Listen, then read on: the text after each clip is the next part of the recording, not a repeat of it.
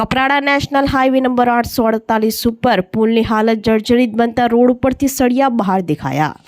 કપરાડા તાલુકામાં આવેલ national highway number 848 ઉપર આવેલ પુલની હાલત અત્યંત જર્જરિત બનતી જઈ રહી છે। લોકોના જણાવ્યા અનુસાર પુલના સપાટી ઉપરથી જે સળિયા બહાર દેખાઈ રહ્યા છે, જે કોઈપણ સમયે ગંભીર દુર્ઘટનાનું કારણ બની શકે છે। આ નાના પુલ ઉપરથી દિવસભર મોટી સંખ્યામાં વાહનો અવરજવર કરે છે, જેમાંથી ભારે વાહનોનો પણ સમાવેશ થાય છે। પુલ ઉપરથી સળિયા બહાર આવવાને કારણે વાહન ચાલકોને જોખમ ભોગવવું પડી રહ્યું છે। વરસાદી મોસમમાં સ્થિતિ વધુ જ કથળી શકે છે અને અકસ્માતની શક્યતા વધી શકે છે। ત્યારે સ્થાનિક રહેવાસીઓ અને મુસાફરો દ્વારા પુલની તાત્કાલિક મરામત માટે રજૂઆતો કરવામાં આવી રહી છે, તે છતાંય હજુ સુધી કોઈ નિર્ધારિત પગલાં લેવામાં આવ્યા નથી। હવે વહીવટીતંત્ર દ્વારા શક્ય તેટલી વહેલી તકે પુલની તપાસ કરી યોગ્ય કામગીરી હાથ ધરવા જરૂરી બન્યું છે। તમે જો આ દિવસે તો માણસ સળિયા જોઈને ઊભા બી રહી જશે, રાત્રે શું કરશે?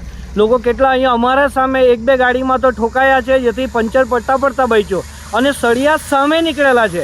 ગાડી આવે છે એના ઓપોઝિટ સામે સળિયા છે।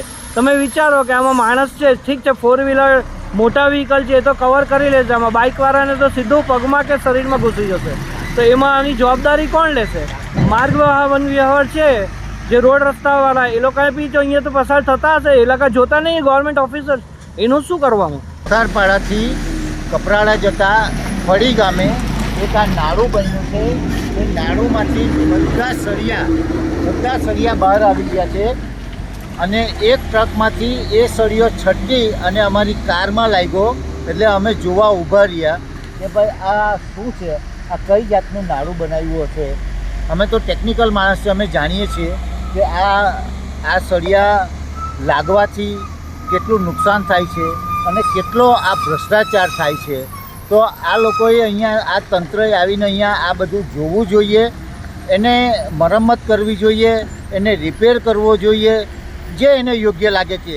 પણ એકવાર મુલાકાત કરીને આવીને જુઓ, અહીંયા બધી ટ્રકો એટલી ધીમી સ્પીડે જાય છે, કેમ કે દરેકને ડર રહે છે પોતાના ટાયરની અંદર આ સળિયો ઘૂસી ન જાય। જો સળિયો ઘૂસી જાય તો ટાયર ફાટવા સિવાય બીજો કોઈ વિકલ્પ જ નથી આમાં। એટલે અમારી નમ્ર વિનંતી છે મારી કે આ ફળી ગામે આવેલું આ સામે સ્મશાન ભૂમિ છે, એની સામે આ નાળું બનાવ્યું છે, એ ખૂબ જર્જરિત છે, એને રિપેર કરવાની તાતી જરૂર છે, એવી અમારી આંતરિક લાગણી છે।